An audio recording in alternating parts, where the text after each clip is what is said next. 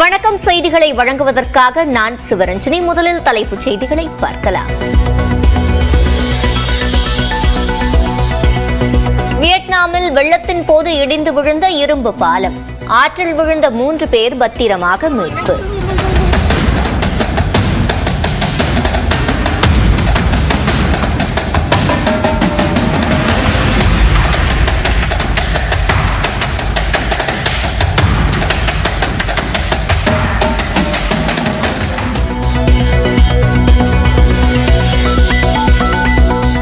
கல்வி ஆசிரியர்கள் நாளை ஒருநாள் வேலைநிறுத்தத்தில் ஈடுபட திட்டம்.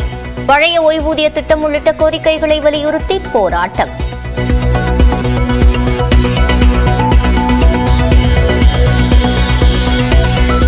டெல்லியிலிருந்து சென்னை சென்ட்ரலுக்கு ரயிலில் கொண்டுவரப்பட்ட 1556 கிலோ கெட்டுப்போன ஆட்டிறைச்சி பறிமுதல். யார் அனுப்பியது என உணவு பாதுகாப்புத்துறை அதிகாரிகள் விசாரணை.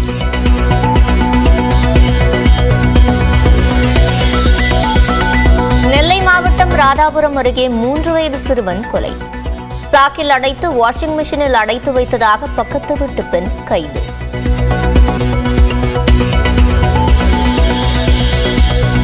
திமுகவில் செய்ய வேண்டிய மாற்றங்கள் குறித்து முதலமைச்சரிடம் பரிந்துரைகளை வழங்கிய தேர்தல் ஒருங்கிணைப்பு குழு. கல்லூரிகளில் மாணவர் மன்றத்தை அமைத்து வாக்குகளை ஈர்க்க வேண்டும் என பரிந்துரைத்துள்ளதாக தகவல்.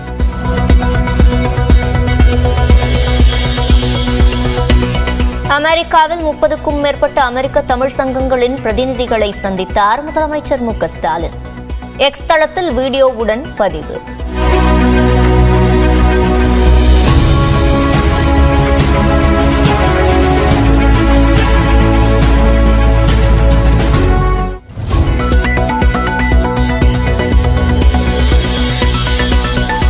விக்கிரவாண்டியில் வரும் 23ஆம் தேதி நடந்த திட்டமிட்ட தமிழக வெற்றிக் கழக மாநாடு தள்ளிப்போக வாய்ப்பு.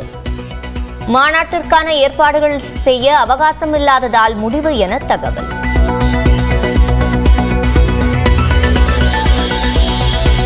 தமிழக வெற்றிக் கழக மாநாட்டிற்கு அனுமதி அளித்ததில் தாமதமில்லை என காவல்துறை தரப்பில் விளக்கம்.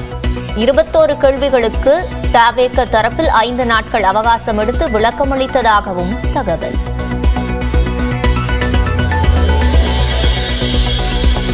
சென்னை கிண்டியில் உள்ள ரேஸ்கோர்ஸுக்கு சீல் வைப்பு. வாடகை பாக்கியை தொடர்ந்து உயர்நீதிமன்ற உத்தரவுப்படி வருவாய்த்துறையினர் நடவடிக்கை.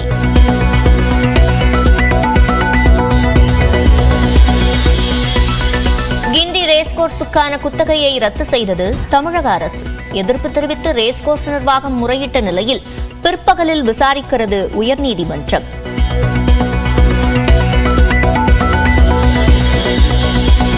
தேசிய கல்விக் கொள்கையை ஏற்க மறுக்கும் மாநிலங்களுக்கு நிதி மறுப்பு. தரமான கல்வியை வழங்க மத்திய அரசு இப்படிதான் திட்டமிடுகிறதா என முதலமைச்சர் மு க ஸ்டாலின் கேள்வி. மதுரையில் மகளிர் சுய உதவிக்குழுக்கான கடன் வழங்கும் திட்டத்தை தொடங்கி வைத்த உதயநிதி. இந்த ஆண்டு 35,000 கோடி ரூபாய் வங்கிக் கடன் வழங்க முடிவு செய்துள்ளதாக பேச்சு.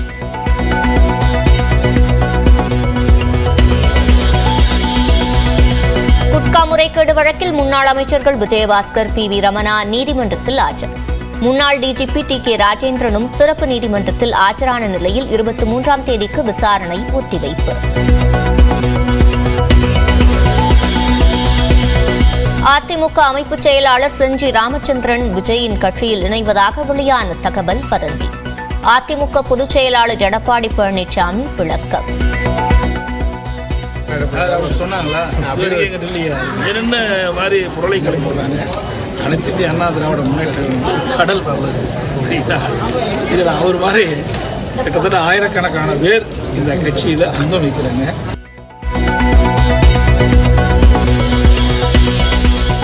கோவையில் தமிழ்நாடு வேளாண்மை பல்கலைக்கழக பட்டமளிப்பு விழாவில் ஆளுநர் ஆர் என் ரவி பங்கேற்பு.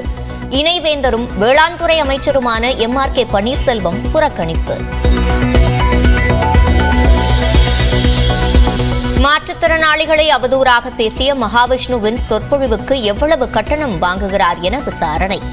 பரம்பொருள் அறக்கட்டளைக்கான நிதி திரட்டல் குறித்தும் பொருளாதார குற்றப்பிரிவு காவலர்கள் விவரம் திரட்டுவதாக தகவல். காஞ்சிபுரம் மாவட்டம் உத்தரமேரூர் அருகே விவசாய நிலத்தில் தரையிறங்கிய ராணுவ ஹெலிகாப்டர். தொழில்நுட்ப கோளாறால் தரையிறங்கியதால் பரபரப்பு.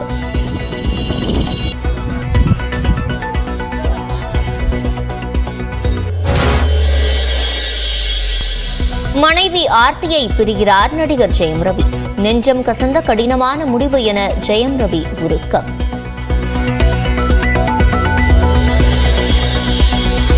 காஞ்சிபுரம் மாவட்டம் சுங்குவார்சத்திரத்தில் சாம்சங் தொழிற்சாலையில் ஊழியர்கள் வேலை நிறுத்தம். தொழிற்சங்க அங்கீகாரம், ஊதிய உயர்வு உள்ளிட்ட கோரிக்கைகளுக்காக போராட்டம். அறிமுக கடிதம் கொடுத்தோம்.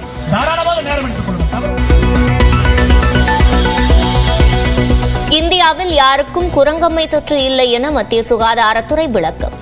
அறிகுறியுடன் இருந்தவருக்கு பாதிப்பு இல்லை என்பது ஆய்வில் தெரிய வந்துள்ளதாக அறிவிப்பு.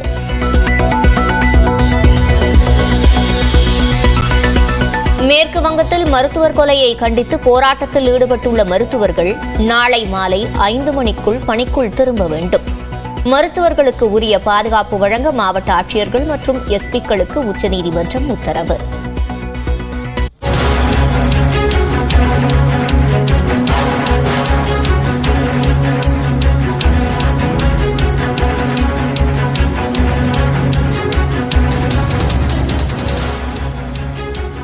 அண்மை செய்தியை பார்த்து வருகிறோம்.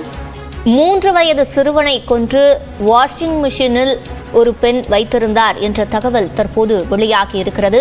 இது தொடர்பான கூடுதல் விவரங்களை செய்தியாளர் சிவமணியிடம் கேட்கலாம். சிவமணி, என்ன நடந்தது? திருநெல்வேலி மாவட்டம் ராதாபுரம் வட்டத்திற்கு உட்பட்ட ஆத்துக்குறிச்சி பகுதியைச் சேர்ந்தவர் விக்னேஷ். இவர் கொத்தனார் கையாளாக, அதாவது தினக்கூலி தொழிலாளராக பணியாற்றி வருகிறார். இவரது 3 வயது மகன் சஞ்சய்.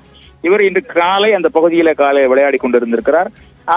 அங்கே இருக்கக்கூடிய அங்கன்வாடியில அவர் படித்து வந்திருக்கிறார். 9:15 மணிக்கு, காலை 9:15 மணிக்கு மகனை காணவில்லை என விக்னேஷ் தேடி வந்ததாக தெரிகிறது. அந்த பகுதி முழுமையாக தேடியும் அவர் கிடைக்காத நிலையில ராதாபுரம் போலீஸுக்கு தகவல் தெரிவித்து போலீசாரும் தேடிய நிலையில குழந்தை கிடைக்கவில்லை.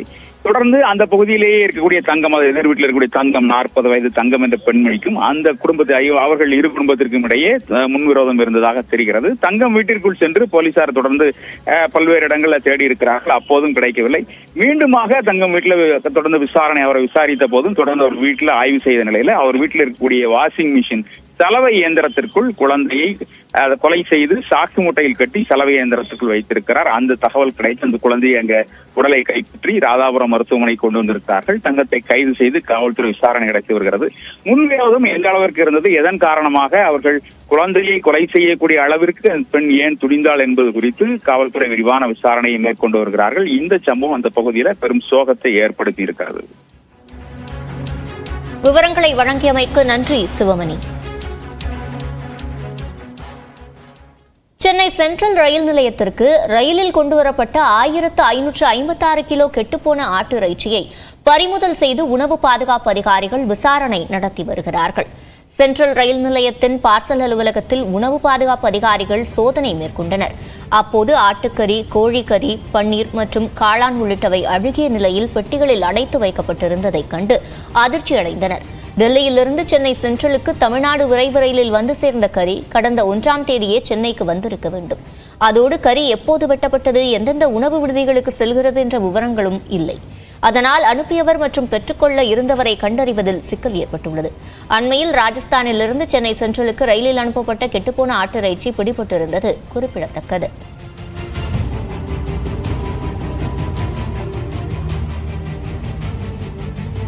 சென்னை சென்ட்ரலில் ஒரு 1556 கிலோ கெட்டுப்போன ஆட்டு இறைச்சிகள், அதில் இருக்கக்கூடிய ஆட்டுக்கால், கெட்டுப்போன காளான்கள் மற்றும் ப்ரீ ப்ரிப்பேர்ட் செய்யப்பட்ட பார்பிக்யூவில் செய்யப்பட்ட பன்னீர், ஷீப் கபாப் அப்படின்னு சொல்லக்கூடிய நிறைய பொருட்கள் பார்த்தீங்கன்னா ஒரு பார்சலாக வந்திருக்கு. இந்த பார்சல் எல்லாம் பார்த்தோம்னா நம்ம டெல்லியிலேருந்து இங்கே வந்திருக்கு தமிழ்நாடு எக்ஸ்பிரஸில். அது ஆக்சுவலாக முன்னாடியே வர வேண்டிய இந்த பொருட்கள் எல்லாம் ரொம்ப டிலேவாக வந்திருக்குது. இங்கே ஓப்பன் பண்ணி பார்க்கும்பொழுது மிக கடுமையான ஸ்மெல்லு, பயங்கர ஸ்மெல்லாக இருந்திருக்கு. எல்லாமே கெட்டு போயிருக்கு. ப்ராப்பராக அட்ரஸ் மட்டும் பண்ணி அனுப்புங்க. நாங்கள் நாம்ஸ் பிரகாரம், எஃப்எஸ்எஸ்ஐ நாம்ஸ் பிரகாரம் யாராவது இந்த மாதிரி அனுப்புகிறாங்கன்னா அவங்க பேர், முகவரி, அவங்க ஃபோன் நம்பர், யாருக்கு அனுப்புகிறாங்க அவங்க பேர், முகவரி, நம்பர் இது எல்லாமே இருக்கணும். புக்கிங் அட்ரஸ் எல்லாமே லேபிளிங்காக பண்ணுங்க அப்படின்னு சொல்லி நாங்கள் ரெக்வஸ்ட் பண்ணியிருக்கிறோம். அது ரயில்வேஸ் கன்சிடர் பண்ணுறேன்னு சொல்லியிருக்காங்க.